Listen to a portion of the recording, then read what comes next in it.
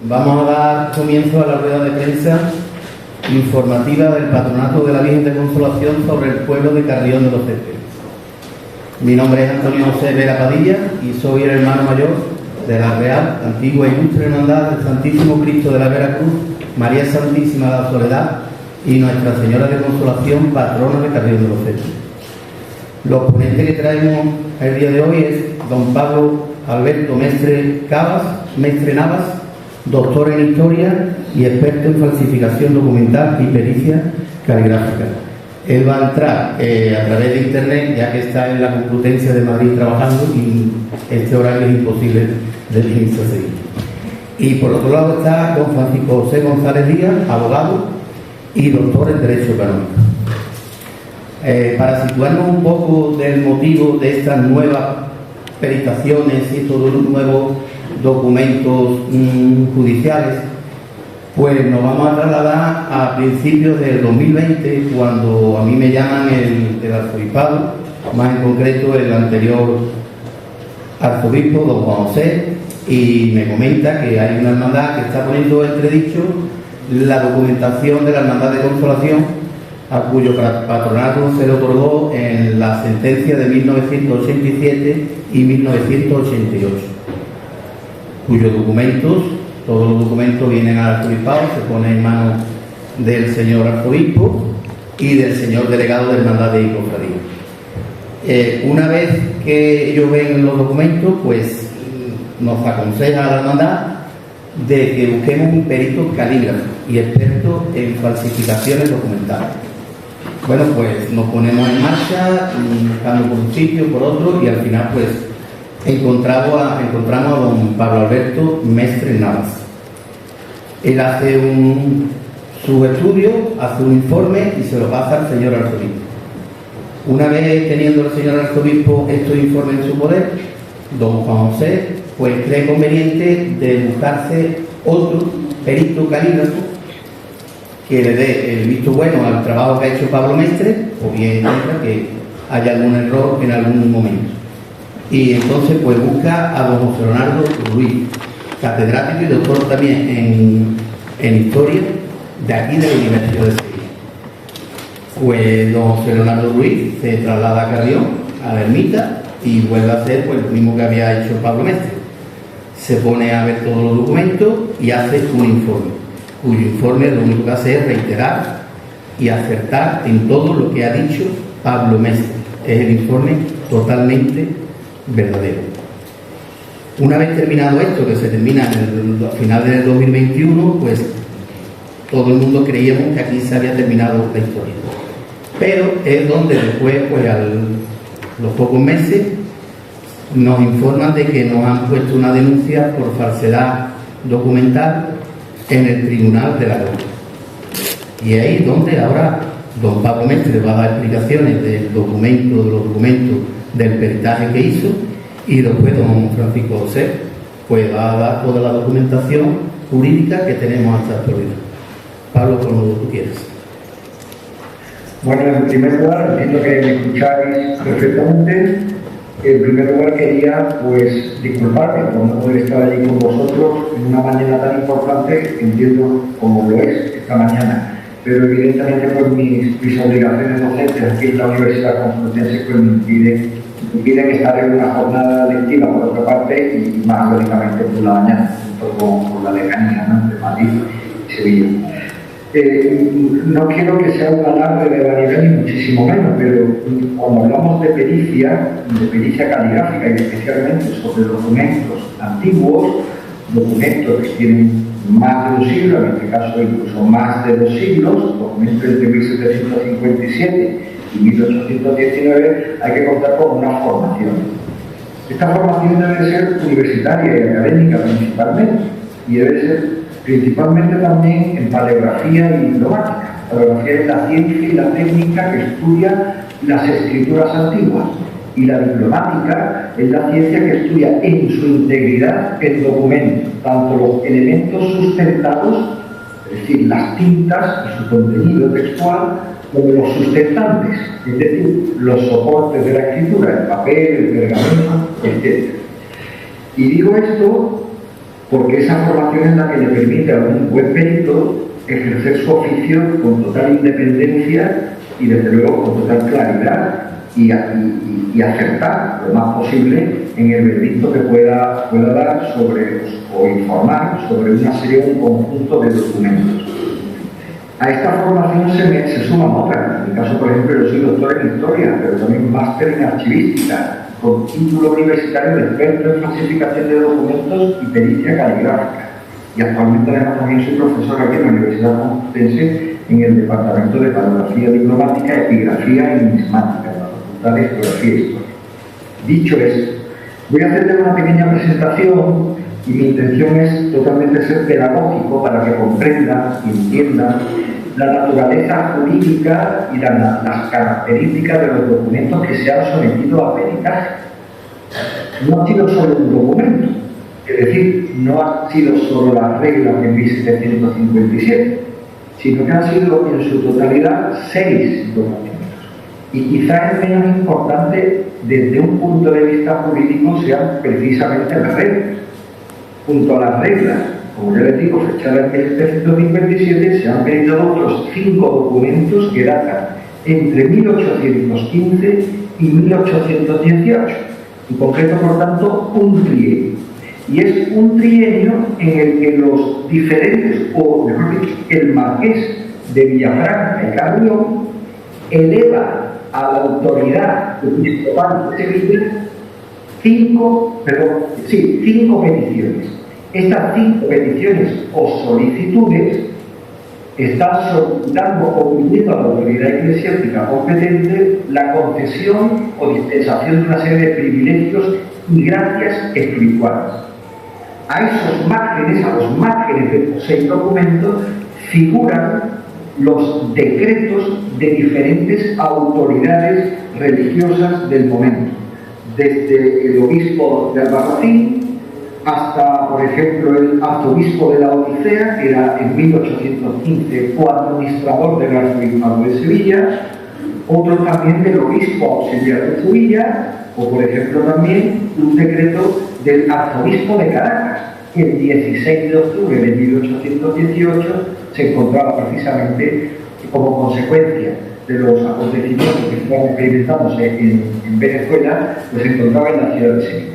Estos 5 documentos y estas 5 peticiones que realiza el marqués propietario de la villa es contestado a cada uno de los márgenes de esos documentos por las diferentes autoridades religiosas. Por tanto, no se han peritado solo las reglas, sino se han peritado en total 6 documentos.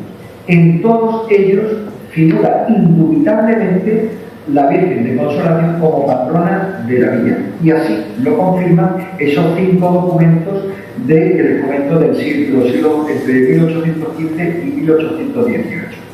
Dicho esto, como presentación, les voy a hacer les voy a exponer un pequeño esbozo del material que ha sido objeto de peritación para que sean más o menos conscientes de qué es lo que se ha trabajado y así puedan ver imágenes sobre aspectos concernientes al análisis caligráfico. Con su permiso, un momentito, voy a intentar compartir y enseguida sigo con ustedes. Ahora me confirman si se ve o no.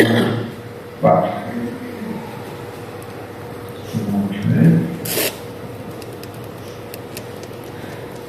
Entiendo que lo estáis viendo, ¿verdad? Sí. Perfecto. Se ve perfectamente.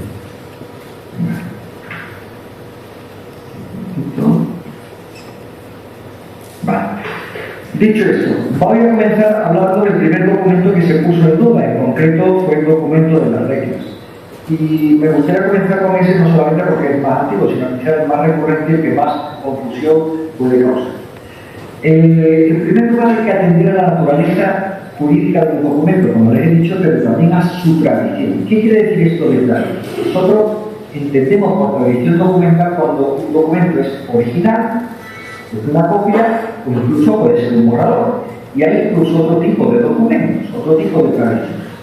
Entonces, lo primero que nos encontramos es que tenemos un texto que no es un original entendido como tal, sino que es un documento hecho por mediante copia por una autoridad competente. Me explico.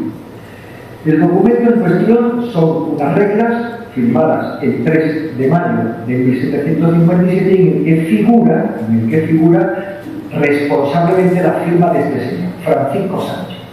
¿Quién es Francisco Sánchez? Francisco Sánchez ocupa dos cargos importantísimos en ese momento. En primer lugar es escribano del Cabildo de Carrión. Por tanto, el único que puede dar fe en toda la villa de Carrión de los actos documentales. Es decir, tiene fe pública. Pero no solamente es escribano del Cabildo de Carrión, también es escribano público. Es decir, lo que hoy conoceríamos como notario. Por tanto, es la persona adecuada para hacer una copia de un texto de naturaleza jurídica y un texto de una datación anterior. En concreto, estas copias son del 3 de mayo de 1757, pero sabemos que las reglas son anteriores. Por tanto, ¿hablamos de una copia cualquiera? No. Hablamos de lo que nosotros denominamos como copia auténtica. ¿Y qué es una copia auténtica? Una copia auténtica es una copia de un documento original que se ha copiado por cualquier circunstancia, porque el original se ha extraviado, o que no se ha extraviado, o que está en mal estado, o el original no puede salir del lugar donde se custodia y es necesario encontrar otro ejemplar para entregarlo a una autoridad competente. Por tanto, es una copia que tiene fuerza jurídica. Una copia auténtica y un original tienen el mismo rango jurídico. Para hablarles un poco de asuntos más cotidianos, imagínense que tienen ustedes el título de licenciado o de graduado en Derecho, o de Historia, o de lo que sea. El título original lo tendrán ustedes en sus domicilios colgado en un cuadro, y ese es el documento original.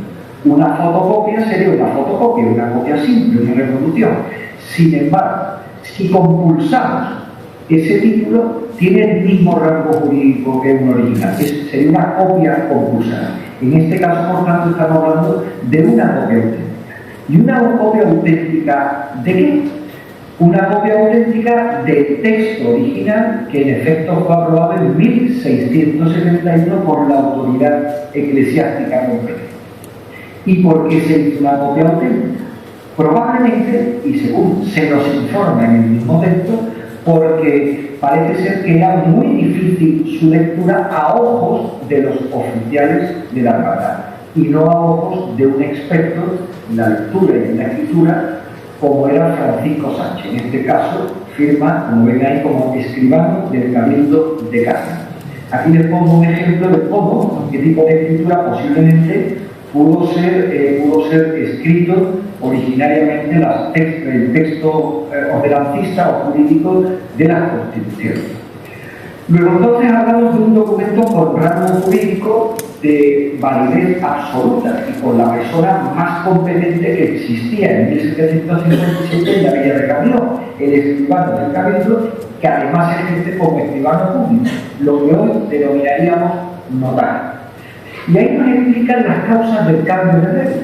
Si pueden leer el texto, dice, teniendo presente que la regla antigua se halla falta de hojas, por cuyo motivo no se puede en él todo guardarlas sin que las haya visto innovar. Es decir, el notario, antes de hacer una copia, verifica que el documento original no experimenta ningún tipo de falsificación, ningún tipo de añadido, ningún tipo de modificación. Es un proceso previo a la realización de una copia auténtica. Por tanto, aquí el notario, el público y el escribano de Cabildo de Carrión en 1757 nos está explicando el motivo de la realización de esta copia y nos está explicando otras cuestiones que justificarían la renovación del texto, no de su contenido, sino del texto y del soporte años después. Y es un documento que, por otra parte, hubo de perderse en el siglo XIX. La misma regla aparece un texto escrito en carboncillo a lápiz, finales del siglo XIX, donde se nos dice que en el año 1877 recogimos este libro que estaba extraviado y vino al poder de este mayordomo, Antonio Bernal Rúbica. Es decir, firma. ¿Qué contiene en concreto este texto? Este texto no hemos podido analizarlo en su integridad, es decir, desde el punto de vista del contenido, desde el punto de vista de la pinta y desde el punto de vista del soporte material, del papel, para que para dilucidar si efectivamente se trata o no de un documento auténtico. Ahí les pongo una foto del papel que se utilizó para la elaboración de esta regla. Eso que ven ustedes ahí en esa fotografía, a su izquierda, se llama filigrana. ¿Y qué es una filigrana? Una filigrana es una marca que utilizaba cada fabricante de papel durante el antiguo reino. Afortunadamente contamos con un catálogo volcado en Internet de otra marca, accesible a todo el mundo que quiera consultarlo, donde a través del dibujo de la filigrana podemos ver exactamente cuándo se fabricó ese papel y quién fue el responsable de fabricar ese papel. Hechas esas comprobaciones, pudimos confirmar que el papel en el que se escribieron estas reglas, estas copias auténticas, o estas reglas de 1757, se fabricó entre 1740 y 1760. Les vuelvo a repetir que las reglas se pusieron por escrito el 3 de mayo de 1757, cronología que por tanto encaja perfectamente en las fechas topes en las que este tipo de papel fue fabricado. Eso por una parte. Pero, ¿y las tintas?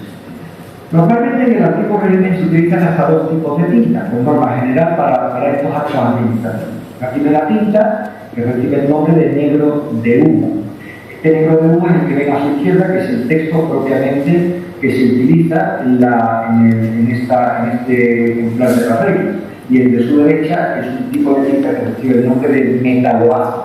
Muerden el papel como consecuencia de que tienen partículas ferrogálicas, es decir, de metal, de hierro, y cuando pasa el tiempo ya saben ustedes que el papel, el hierro es un buen transmisor térmico, de tal manera que el frío y el calor hace que se contraiga o se dilate, mordiendo las células del papel que terminan desquebrando.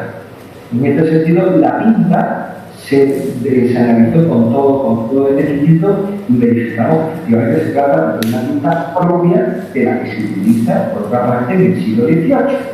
Pero, ¿y qué hay de la escritura? Es una escritura típicamente caligráfica empleada ya en esta época del siglo XVIII. Por tanto los elementos externos como los elementos internos hacen pensar que no hay ningún indicio de falsedad en estos documentos. Por otra parte, ¿cuál es la estructura de este texto jurídico o texto romanístico? Pues sigue la estructura habitual de un texto propio del siglo XVIII, que son las ordenanzas, reglas o constituciones de una corporación religiosa. En primer lugar, la invocación. Y me detendré luego la invocación porque es elemento de puesto, o es uno de los elementos más puestos en dudas por alguna persona. En segundo lugar, el cuerpo normativo, es decir, los diferentes capítulos que reglamentan el día a día de una corporación religiosa. Y finalmente, todos los aspectos normativos de la aprobación en 1671 en el arzobispado de Sevilla. Una aprobación que, por otra parte, fue realizada por el canónigo Justino de León, un canónigo muy renombrado en Sevilla y en la historia de España. Es decir, además la corporación tuvo la suerte de que estas reglas, en 1671, fueron aprobadas por una personalidad histórica de gran relieve para toda la historia de España. Bien, estas serían las partes del documento, pero obviamente al juntarse en copia auténtica y no una copia cualquiera, una copia con fe pública y jurídica, el documento tiene que terminar con la firma del responsable de su puesta por escrito, en este caso Francisco Sánchez. Ahí ven cómo en la imagen de su izquierda aparece, es copia de la aprobación. Francisco Sánchez, escribano del Cabildo de Cádiz. No contento ni perezoso con confirmar que la época, el contenido y la escritura pertenece a un documento de estas características del siglo XVIII, pues dijimos sería conveniente hacer un cotejo de firmas, no vaya a ser que también se haya clasificado las firmas de Francisco Sánchez. Afortunadamente, como les he dicho, Francisco Sánchez actuó por algunos años en el público. y sus protocolos notariales se conservan hoy en el Archivo Municipal de San Lucas Ávila. La imagen que ven a su derecha no es otra que la firma de Francisco Sánchez, el protocolo notarial del mismo año de 1757, en el que firmó era copia o la aprobación, la copia auténtica de la regla de 1671. Podrán observar que las firmas no solamente que sean las mismas, sino que la escritura es la misma, el uso de las tintas sigue siendo el mismo. Por tanto, Francisco Sánchez, como escribano, utilizaba este tipo de tinta. Pero lo más importante es la individualización de la persona a través de su rúbrica, de su firma. No queda duda de que se trata de Francisco Sánchez, el autor material de esta ley. Y ahora vamos a uno de los elementos más perfectos de quizás por lo que se ha puesto, que es la parte con la que se inicia el texto normal. En concreto se llama la invocación. La invocación porque no es más que una oración en el nombre del Padre, del Hijo y del Espíritu Santo, y ahí con la cofradía va diciendo una serie de consideraciones en el preámbulo del texto normativo.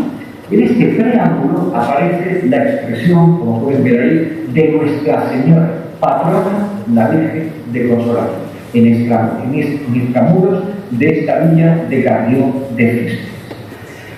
Se puso en duda incluso de que este folio, incluso la expresión patrona, pudiera ser una mano posterior, por lo que me vi obligado en este sentido a hacer un cotejo de las diferentes P's y de los diferentes tipos de escrituras que es la misma, que aparecen en todo el texto normativo.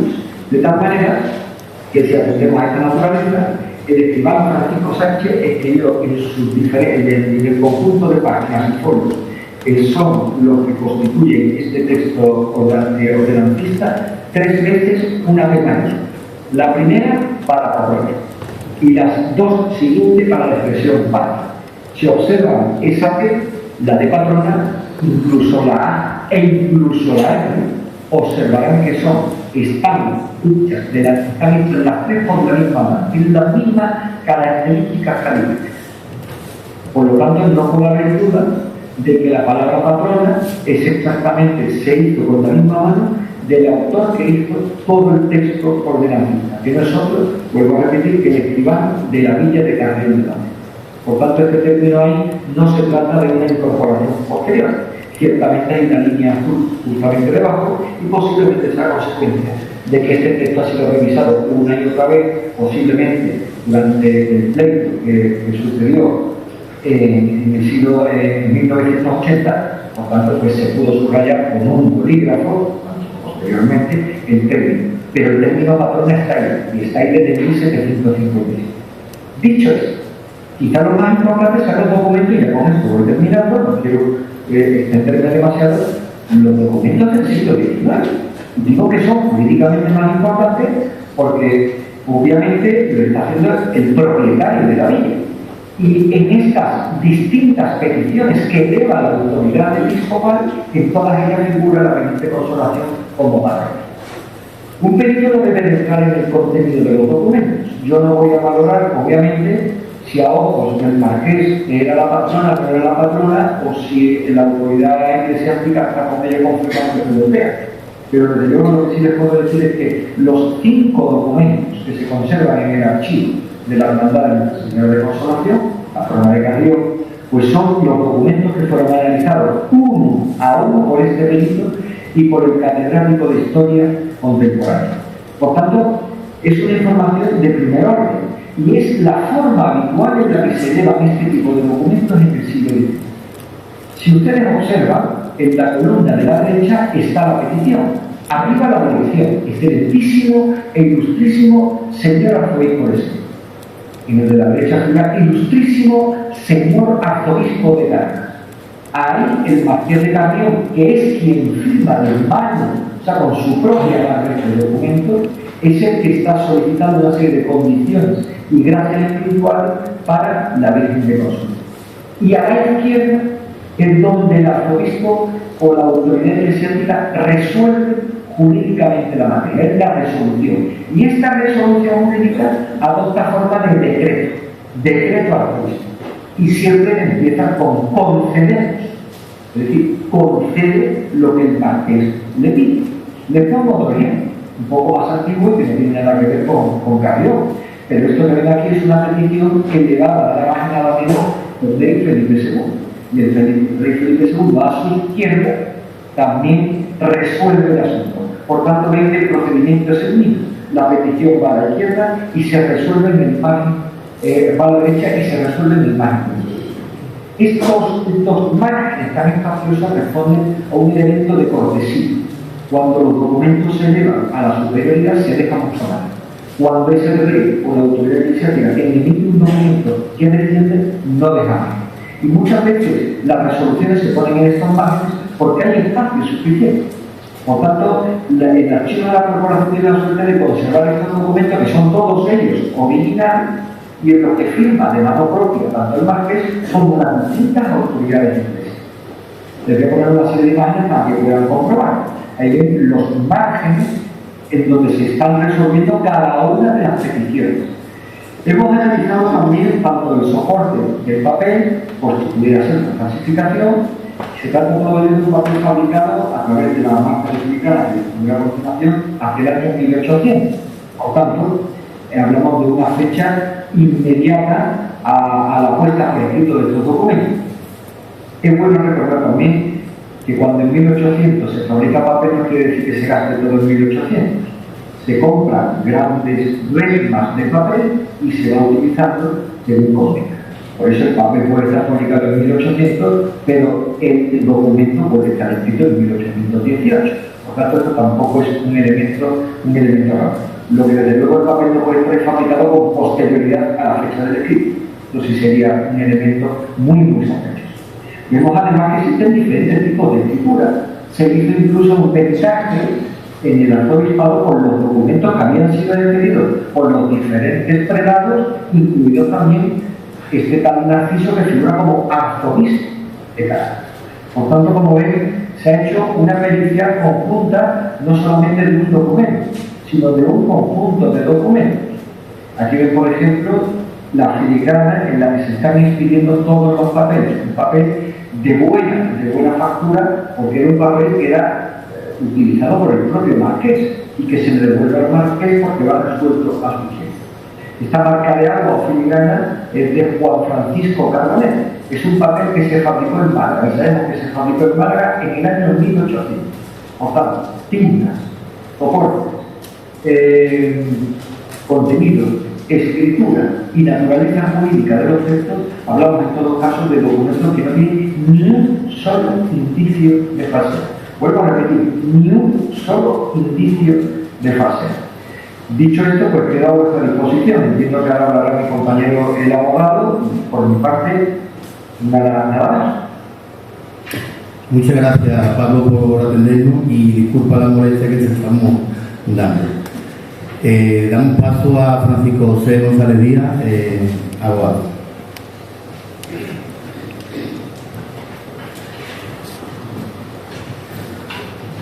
Bueno, pues buenas tardes ya. Muchísimas gracias por su asistencia. Eso demuestra el interés que el asunto que nos convoca pues merece la pena. Y estamos aquí esta mañana acompañando a la Hermandad de Consolación para tratar de dar respuesta a un asunto viejo en el tiempo, como ustedes saben, demasiado viejo en el tiempo, que no tiene razón de ser. La verdad es que desde que conozco yo a la Hermandad de Consolación hace ya unos cuantos años sobre esta temática, que es la discusión sobre el patronazgo de la imagen de la Santísima Virgen en la Villa de Carrión, pues no tiene sentido. ¿Verdad? Esto, bueno, en todos los pueblos, en qué pueblo no hay pique entre una hermandad y otra. Es decir, eso forma parte, digamos, de nuestra tradición, ¿no? El que haya pique. Pero una cosa es haber pique y emulación, ¿no? A ver quién hace las cosas mejor y quién da. Y otra bien distinta es una guerra, entre comillas, que no tiene sentido ninguno. Porque la hermandad del Rosario, y lo digo con todo el respeto y la devoción que me merece la Santísima Virgen, la vocación del Rosario, no tiene sentido ninguno estar enredado en algo que desde luego no puede ser, y que por muchas veces que se diga no será verdad. Es decir, las mentiras, por mucho que se repitan, nunca llegan a ser verdad.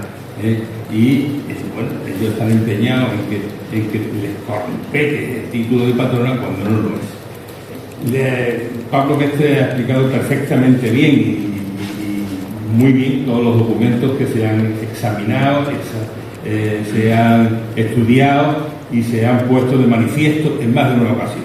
O sea que tampoco la Hermandad del Rosario, cuando dice que no conoce los documentos, pues tampoco es verdad. Es decir, si aquí hubiese alguien del Rosario, pues está invitado lógicamente a que lo pueda examinar aquí delante de todo el mundo, porque no ha habido ocultación de los documentos, nunca se han ocultado, se han expuesto en varias ocasiones. Precisamente ha hecho alusión Pablo a un subrayado con bolígrafo de uno de los documentos que ha ocurrido en lo largo de todo el proceso. Eso es señal evidente de que los documentos no se han ocultado. Son documentos antiguos y tienen que estar conservados. Es decir, la Hermandad de Consolación tiene la obligación de guardar estos documentos y conservarlos. Estaría bueno, pero otra cosa es que lo haya ocultado. Nunca lo ha ocultado. Y todo el proceso que ha habido desde que se motivó la doble resolución del Tribunal Metropolitano de Sevilla en primera instancia y en segunda instancia de los años 87 y 88, ratifican precisamente que es la Virgen de Consolación la auténtica patrona de la villa de Carrión de los Certeros. Y eso es así. Entonces, ellos han estado RQR ahí diciendo que no, y que hay otros documentos y tal y que cual, y que en virtud de esos documentos que ellos creen que existen, que no sabemos dónde están, eso sí que no sabemos dónde están, ni lo hemos visto. Pues en virtud de esos documentos, ellos se empeñan en que tienen la razón. Y promovieron un incidente, primero aquí en el Tribunal de Metropolitano, estamos hablando del año 22, que meten una demanda, y al mismo tiempo plantean una cuestión de competencia judicial. Es decir, ellos dicen, si el Tribunal Metropolitano de Sevilla en los años 87-88 ya dictó sentencia, pues evidentemente igual no es el tribunal competente o un tribunal parcial, puede ser un tribunal parcial para conocer este asunto.